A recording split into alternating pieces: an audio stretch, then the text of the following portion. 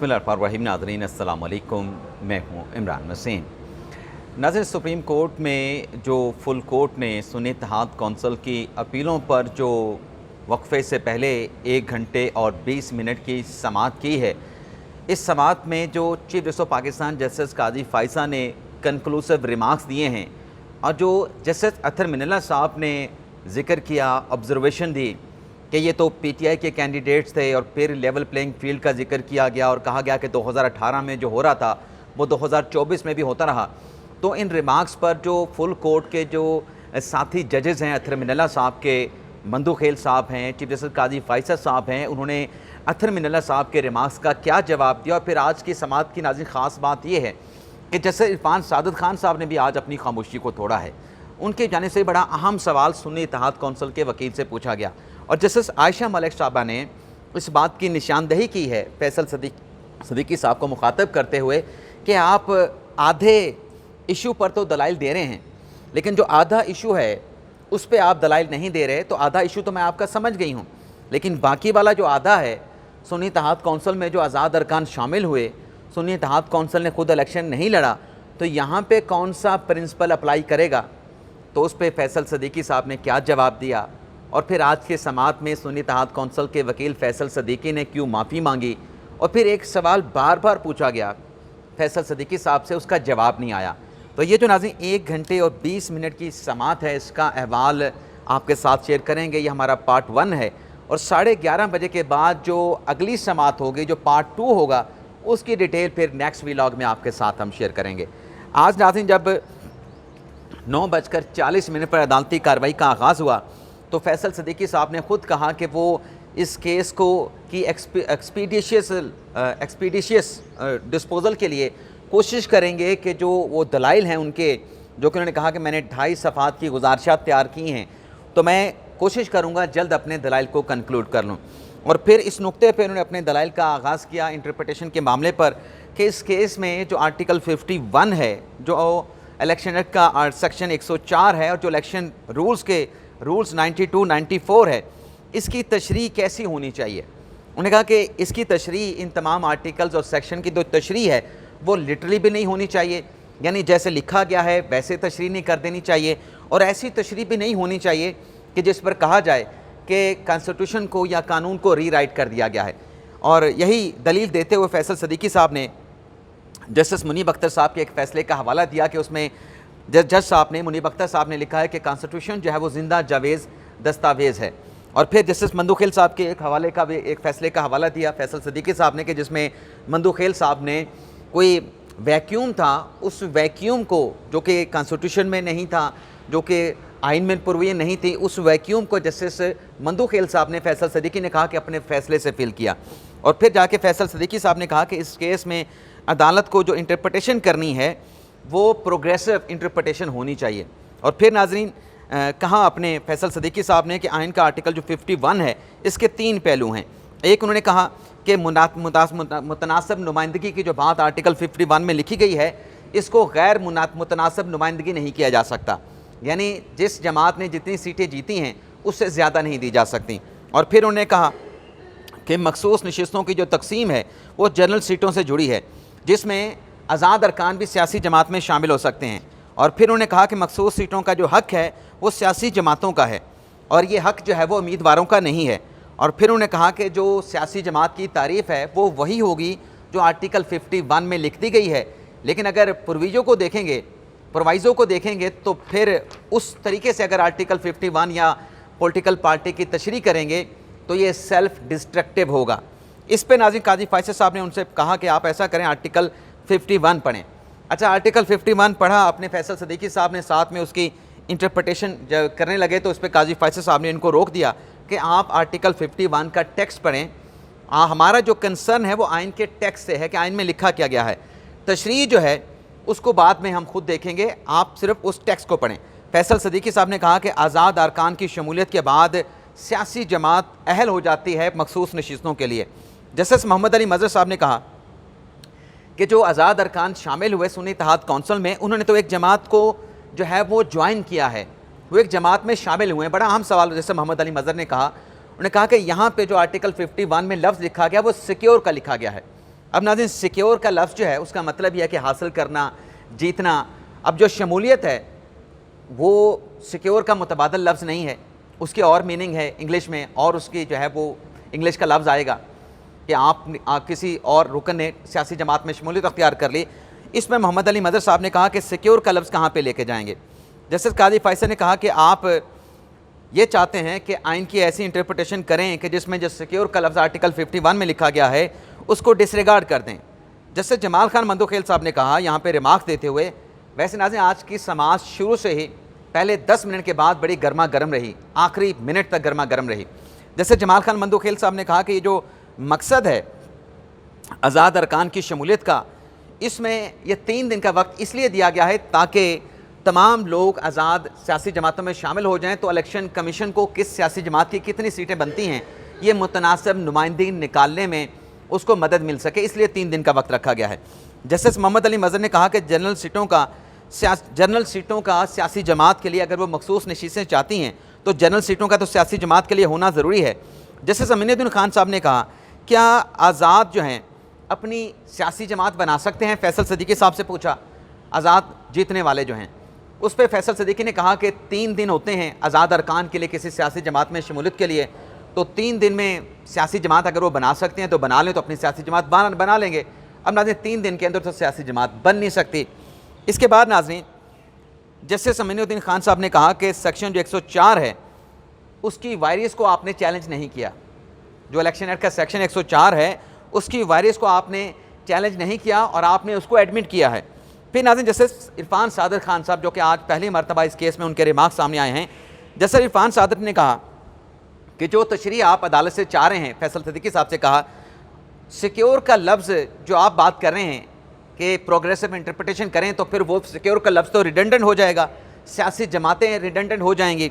सियासी जमात के लिए उसको मखसूस नशीसें चाहिए, तो फिर उसके लिए जनरल नशीसें उसके लिए जीतना ज़रूरी है। इसी बात को नाज़रीन काजी फैसल साहब ने आगे बढ़ाया, कहा क्या आप ये चाहते हैं कि जो सिक्योर का लफ्ज़ है उसे कॉन्स्टिट्यूशन से डिलीट कर दें? ख़तरनाक नताइज होंगे ये तो फिर। और फिर जैसे अतर मिनल्ला साहब ने यहाँ पे रिमार्क्स दिए, अतर मिनल्ला साहब ने कहा कि ये अपनी नौयत का मुनफरद अहम मुकदमा है, बल्ले के निशान के बगैर भी पाकिस्तान तहरीक इंसाफ इलेक्शन कमीशन में इनलिस्टेड पार्टी थी। मेरे नज़दीक, जैसे अतर मिनल्ला साहब ने कहा, वैसे नाज़रीन अतर मिनल्ला साहब का बड़ा रिगार्ड है, तो मैं कोशिश करूँगा कि उनके जब रिमार्क्स का जिक्र आए तो बड़े मोहतात अंदाज में उनके रिमार्क्स का आपके साथ मैं तज़किरा करूँ, उनका जिक्र करूँ। अतर मिनल्ला साहब ने कहा कि मेरे नज़दीक सिंबल जो है, पार्टी सिंबल इतना अहम नहीं, सियासी जमात निशान के बगैर भी जो है वो सीट सिक्योर उसकी हो सकती है। सियासी जमात को इलेक्शन कमीशन ने इनलिस्टेड सियासी जमात तस्लीम करता है। इस पर काजी फैसल साहब ने कहा कि अगर ये PTI के लोग थे तो फिर सवाल ये है, यानी अतर मिनल्ला साहब के रिमार्क्स के बाद काजी फैसल रिमार्क्स दे रहे हैं कि इन आज़ाद ने फिर तहरीक इंसाफ को क्यों ज्वाइन किया? क्या तहरीक इंसाफ ने सुन्नी इत्तेहाद कौंसिल में शमूलियत अख्तियार करके ख़ुद सुसाइड की? क्या PTI को ज्वाइन ये करना नहीं चाहिए था सुन्नी इत्तेहाद कौंसिल को? इस पर नाज़रीन जैसे शाहिद वही साहब ने कहा कि जो प्रोवाइज़ो है सेक्शन 92 उसमें लफ्ज़ वन का लफ्ज़ इस्तेमाल किया गया है, यानी 51 में, आर्टिकल 51 में सिक्योर का है, और यहाँ पे शायद वही साहब कहते हैं कि जो प्रोवाइज़ो है सेक्शन 92 है वहाँ पे 1 का लफ्ज़ इस्तेमाल हुआ है। जस्टिस मुनीब अख्तर साहब ने कहा कि कागज़ में जो कागजात जमा करवाए गए उसमें कैंडिडेट्स ने लिखा कि वो पाकिस्तान तहरीक इंसाफ के हैं, तो इलेक्शन कमीशन ने उन्हें कैसे आज़ाद डिक्लेयर कर दिया? वो तो हमेशा से पाकिस्तान तहरीक इंसाफ के मेंबर थे, उम्मीदवार थे। मुतनासिब नुमाइंदगी की आइन की प्रोविजन के नेगेटिव और पॉजिटिव दोनों उसके इम्पैक्ट हैं, और इसका मकसद ये है कि किसी भी सियासी जमात को उसकी जीती हुई सीटों से ज़्यादा या कम आप मखसूस नशीसें नहीं दे सकते। जस्टिस मुनीब अख्तर ने कहा कि आज़ाद अरकान तो किसी वक्त भी सियासी जमात को शामिल कर सकते हैं। क्या इलेक्शन कमीशन ख़ुद से कोई नई कैटेगरी क्रिएट कर सकता है? ये जो उम्मीदवार थे ये आज़ाद कैसे हो गए? क्या सिर्फ सुप्रीम कोर्ट के फैसले से इलेक्शन कमीशन ने, वो बल्ले के निशान वाले फैसले का हवाला दिया मुनीब अख्तर साहब ने, क्या बल्ले के निशान के फैसले से ये जो लोग थे ये आज़ाद डिक्लेयर हो गए?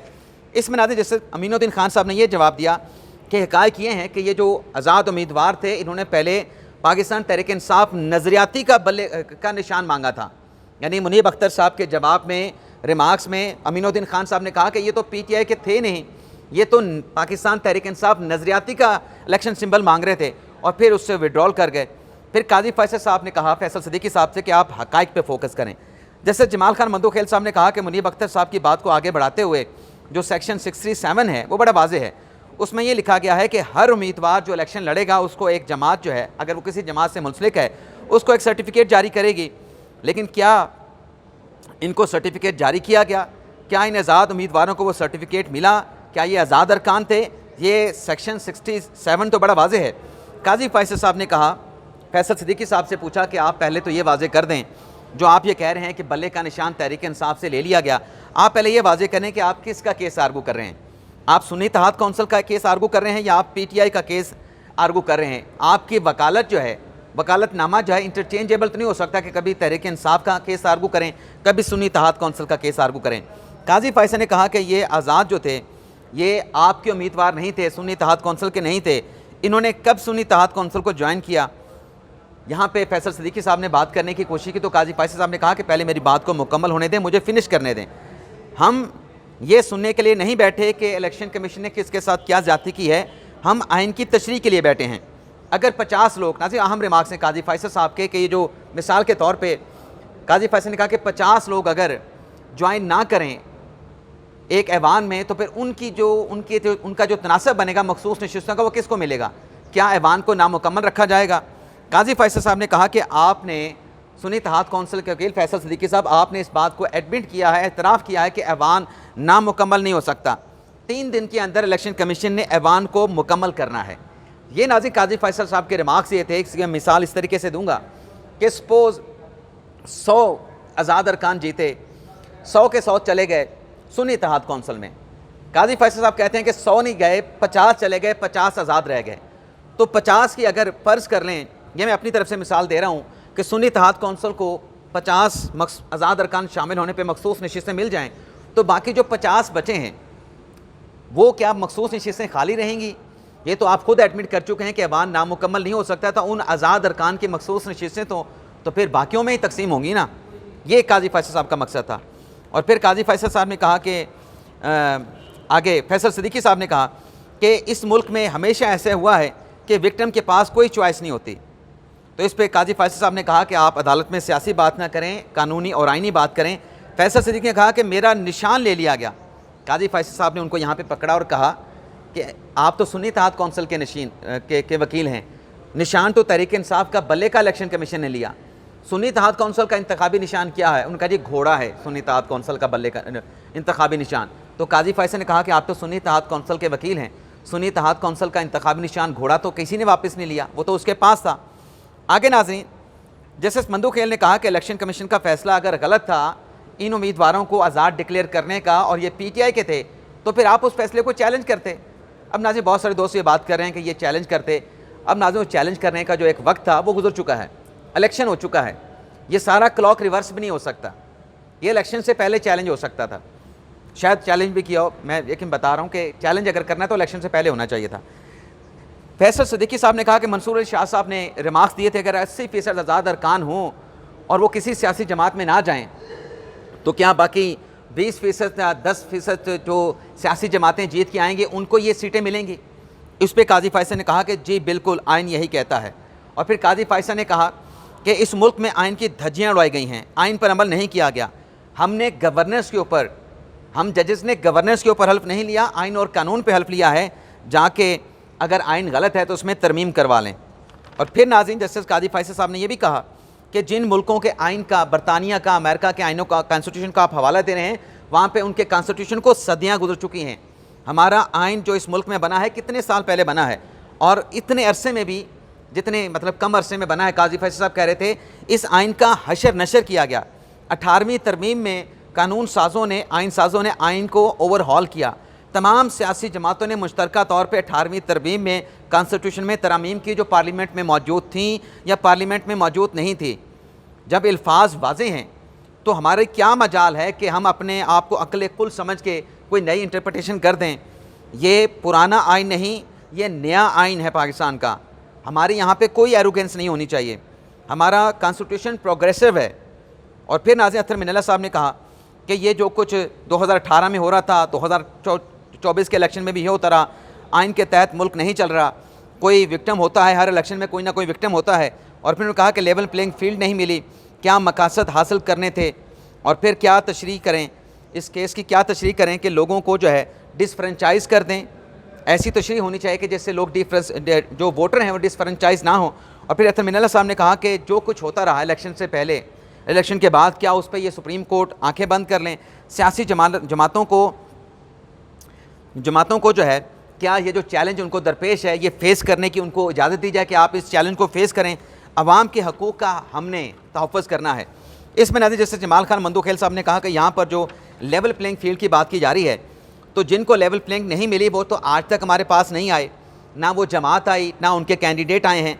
तो फिर काजी फैसल ने कहा कि जब ज़रूरत होती है, ये पीटीआई की नाज़रीन बात हो रही है, काजी फैसल ने कहा कि जब ज़रूरत होती तो आ जाते हैं। वो वक्त भी था जब 3 मेंबर बेंच था, इंतखाबात का हुक्म दिया गया लेकिन इंतखाबात नहीं हुए थे। पीटीआई का सदर था, पीटीआई के सदर ने तारीख नहीं दी, वो तारीख हमने लेके दी, हमारे 3 रुकनी बेंच ने दे के दी। ये उंगलियां उठाते हैं इलेक्शन रुकवाने के लिए, यानी कि यहाँ पे उंगलियां उठाई जा रही हैं। अब काजी फैसल साहब के रिमार्क्स जो है वो अतर मिनल्ला साहब के रिमार्क्स में जवाब में आ रहे थे। काजी फैसल साहब ने कहा कि ये तो पीटीआई वाले इलेक्शन रुकवाने के लिए लाहौर हाई कोर्ट में गए थे। किसने दरख्वास्त लाहौर हाई कोर्ट में दायर की थी? पीटीआई ने दायर की थी इलेक्शन रुकवाने के लिए। समझ नहीं आ रहा। फैसल सिद्दीकी साहब से कहा कि आप किसके वकील हैं? पीटीआई ने इलेक्शन नहीं करवाए। कौन से इलेक्शन नहीं कराए नाज़रीन? ये काजी फैसल साहब बात कर रहे थे। पीटीआई ने अपने इलेक्शन नहीं करवाए, इंट्रा पार्टी इलेक्शन नहीं कराए। और वोटर्स की यहाँ पे बात की जा रही है। काजी फैसल ने कहा कि 8.5 लाख पाकिस्तान तहरीक इंसाफ के अपने मेंबरान वोटर थे, उनका जो हक ले लिया गया, वोट डालने का हक नहीं दिया गया, उनको डिसफ्रेंचाइज किया गया, उनका क्या? उनका हक किधर जाएगा? बात करनी है तो पूरी की जाए, आधी बात अदालत में ना करें। और फिर फैसल सिद्दीकी साहब ने कहा कि बल्ले के निशान वाला केस सब जुडिस है। तो काजी फैसल ने कहा कि कैसे सब जुडिस है, उस पर तो फैसला हो चुका है। तो फैसल सिद्दीकी ने कहा कि उस पर नज़रसानी आ चुकी है। तो काजी फैसल साहब ने कहा कि आइन पर चलेंगे तो सब चीज़ें ठीक हो जाएंगी। और फिर कमरे अदालत में बैठे कोर्ट, वो क्या होता है जी, कोर्ट वाली जो खातून बैठी होती है उनको क्या कहते हैं? कोर्ट एसोसिएट से कहा कि क्या नज़रसानी दायर हुई तो उसका पता कराएं। तो वो फिर हामिद खान साहब भी रोस्टम पे आए। तो हामिद खान साहब से काजी फैसल ने कहा कि आपने एक मरतबा भी बल्ले के निशान के हवाले से अपनी नज़रसानी का जिक्र नहीं किया। जैसे जमाल खान मंदोखेल साहब ने कहा, क्या इन लोगों को जो ये सुन्नी इत्तेहाद कौंसिल में गए, क्या इनको स्क्रूटनी से जो आप मखसूस नशिस्तें मांग रहे हैं? क्योंकि फैसल सिद्दीकी ये कह रहे थे कि इलेक्शन से पहले मखसूस नशिस्तें जमा कराने की फहरिस्त जमा करवाई जाए, ये कानून आइन में कहीं नहीं लिखा। तो मंदोखेल साहब ने कहा, क्या इन लोगों को 62-63 की जो स्क्रूटनी है, जो आम बंदा इलेक्शन लड़ने के लिए नॉमिनेशन पेपर देता है उसकी स्क्रूटनी होती है, क्या इनको 62-63 की स्क्रूटनी से मखसूस उम्मीदवारों को नहीं गुजरना चाहिए? काजी फैसल साहब ने कहा कि आइन में जो है वो इलेक्शन लड़ने की जो उम्र है वो 25 साल है। क्या 20 साल वाला इलेक्शन लड़ सकता है? 3 दिन में इलेक्शन कमीशन ने सब करना है। स्क्रूटनी तो पहले होनी है शेड्यूल के दौरान, और फिर जब इलेक्शन होना है तो 3 दिन के अंदर मुतनासिब नुमाइंदगी का मखसूस नशिस्तों का इलेक्शन कमीशन ने फैसला करना है। अच्छा, यहाँ पे नाज़रीन काजी फैसल साहब बात कर रहे थे, तो उनको बात करने से जो सामने अपने फैसल सिद्दीकी साहब थे, उनका जो अंदाज़ था, जो वो हाथ खड़ा कर रहे थे या मेरी बात सुने, इस तरह की बातें करें, तो काजी फैसल साहब ने उस पर बुरा मनाया। उसने कहा चलें आप बात कर लें, मैं बात नहीं करूँगा, आप मुझे बात नहीं मुकम्मल करने देते। इस पर फैसल सिद्दीकी साहब ने कमरा अदालत में अपनी गलती की माजरत की, मैं माजरत चाहता हूँ। और फिर नाज़रीन काजी फैसल साहब ने कहा कि ये पेपर मखसूस नशिस्तों की फहरिस्त इसलिए इलेक्शन से पहले ली जाती है ताकि उसकी स्क्रूटनी हो सके। क्या मखसूस नशिस्तों के उम्मीदवारों की स्क्रूटनी नहीं होनी चाहिए? जो इलेक्शन लड़के आएँ उन्हें तो एक सख्त किस्म की स्क्रूटनी से गुजरना कब पड़े, क्या इन लोगों को स्क्रूटनी से नहीं गुजरना चाहिए? इस पर नाज़रीन मंदोखेल साहब ने भी कहा, क्या इलेक्शन एक्ट इस बात की इजाज़त देता है कि आप इलेक्शन के बाद सीटें दें? और फिर काजी फैसल ने कहा कि आइन में फिर किधर लिखा है कि जो स्क्रूटनी की बात कर रहे थे कि स्क्रूटनी नहीं होनी चाहिए, तो फिर काजी फैसल ने पूछा कि स्क्रूटनी का भी तो फिर आइन में और कानून में किसी जगह नहीं लिखा। फिर नाज़रीन जैसे मोहम्मद अली मज़हर ने कहा कि असल जो लफ्ज़ सिक्योर है और जो वन लफ्ज़ है जो कि 92 में इस्तेमाल किया गया, सेक्शन 92 में, उसकी तशरीह क्या होगी? क्या सियासी जमात इलेक्शन ना लड़े और ऐलान करे कि मैंने तो इलेक्शन नहीं लड़ा कि आज़ाद अरकान मेरे अंदर शामिल हो जाएँ, तो क्या ये कोई कार्टेल बनाना नहीं होगा? क्या जो सुन्नी इत्तेहाद कौंसिल में आज़ाद अरकान चले गए, जो कहा जा रहा है कि पीटीआई के लोग थे, क्या पीटीआई के फिर वोटर को महरूम नहीं कर दिया गया सुन्नी इत्तेहाद कौंसिल में शामिल होकर? क्या पीटीआई के वोटर को बताया गया था कि ये लोग जीतने के बाद सुन्नी इत्तेहाद कौंसिल में शामिल होंगे? ये नाज़रीन बड़े अहम रिमार्क्स दिए मोहम्मद अली मज़हर साहब ने। और फिर नाज़रीन अतर मिल्ला साहब ने कहा कि फॉर्म, जब नॉमिनेशन पेपर फॉर्म जमा होता है तो उसमें डिक्लेरेशन का बताया जाता है कि किस सियासी जमात से उसका ताल्लुक है। तो मोहम्मद अली मजहर साहब ने कहा कि यहाँ पे मुख्तलिफ बेंच की तरफ से सवालात पूछे जा रहे हैं। अगर ये लोग PTI के थे, इन्होंने डिक्लेरेशन दिया था, तो फिर इनको तो सुन्नी इत्तेहाद कौंसिल ज्वाइन नहीं करनी चाहिए थी, लेकिन ये तो सुन्नी इत्तेहाद कौंसिल को ज्वाइन कर बैठे। और सिक्योर के लफ्ज़ की तशरीह क्या होगी, इस पर आपने अभी तक हमें, हमारे साथ जो है वो आपने मामनत नहीं की। फिर नाज़रीन, जैसे आयशा मलिक साहब ने बड़ा अहम सवाल पूछा, जैसे आयशा मलिक साहब ने कहा कि आप जमात की बात कर रहे हैं, मुतनासिब नुमाइंदगी की बात कर रहे हैं कि मुतनासिब नुमाइंदगी गैर मुतनासिब नहीं हो सकती, लेकिन आपकी जमात सुन्नी इत्तेहाद कौंसिल ने इलेक्शन नहीं लड़ा। आप आधे दलाइल दे रहे हैं, आधे दलाइल नहीं दे रहे, आधा केस आपका समझ आता है, लेकिन आपने इलेक्शन क्यों नहीं लड़ा? दीगर अगर सियासी जमात इलेक्शन नहीं लड़ती, वो इनलिस्टेड तो रहती है, लेकिन उसके पास इलेक्शन अगर वो नहीं लड़ती तो क्या मखसूस नशिस्तें वो ले सकती है? ले सकती है, नहीं ले सकती, यहाँ पे कौन सा असूल अप्लाई करेगा? तो ये भी बड़े अहम रिमार्क्स थे नाज़रीन आयशा मलिक साहबा के। इसके बाद नाज़रीन फैसल सिद्दीकी ने कहा कि कानून में कहीं नहीं लिखा, ये बात मैंने नाज़रीन पहले कर दी। आगे नाज़रीन ये हुआ कि फैसल सिद्दीकी ने कहा कि स्क्रूटनी कब होगी, ये कानून में कहीं नहीं लिखा। तो फिर नाज़रीन फैसल सिद्दीकी ने अकबर अलाहाबादी के एक शेर का हवाला दिया, हम आह भी करते हैं तो होते हैं बदनाम, वो कत्ल भी करें तो चर्चा नहीं होता। इस पर नाज़रीन जस्टिस मुनीब अख्तर साहब ने फिर रिमार्क्स दिए, क्या PTI ने मखसूस नशिस्तों के लिए फहरिस्त जमा करवाई थी? फैसल सिद्दीकी ने कहा कि PTI ने फहरिस्त जमा करवाई थी, लेकिन इनके उम्मीदवारों को आज़ाद डिक्लेयर किया गया।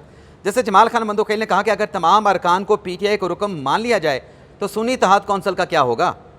चीफ जस्टिस अपना फैसल सिद्दीकी ने कहा कि सुन्नी इत्तेहाद कौंसिल को अरकान की PTI में शमूलियत से मसला नहीं होगा। और फिर चीफ जस्टिस ने कहा यही तो आपके मफादात का टकराव है, यानी आप किसकी वकालत कर रहे हैं, सुन्नी इत्तेहाद कौंसिल की या पाकिस्तान तहरीक इंसाफ की? फिर जैसे अमीनुद्दीन ने कहा कि आपने ये बात करके अपने तमाम दलाइल पर पानी फेर दिया है। तो ये नाज़रीन अब तक की समाअत का अहवाल आपसे इजाज़त चाहते हैं। अल्लाह हाफ़िज़।